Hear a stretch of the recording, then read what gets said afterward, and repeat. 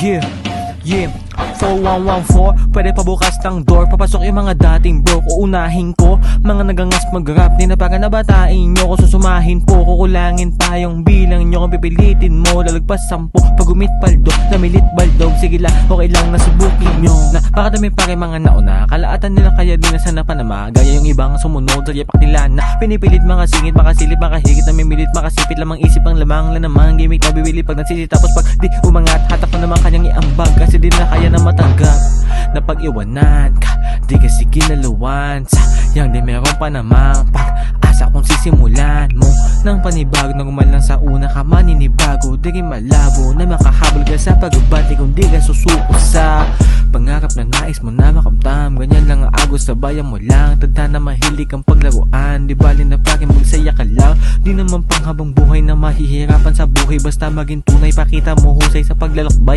Tandaan lang wag mauumay sa pinanggalingan. Kahit na mahirap kang isang makino, magkakalimutan, di baling tapunan ka ng magugulan sa kada inuman na may kasiyahan. Lalo pag pestahan na puro sayaw, wag panghihinaing o pandidigian. Babae na alim mong binibilihan at mga kumpare na lagi kasama mo la pagkabata, kasama sa mga pagligo sa sapa. Di malilimutan na kada paggalatawanan na kapag nadapa kasama.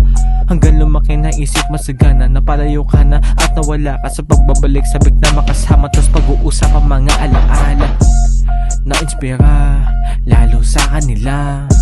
Di kailangan maraming kasama para lang na magbida.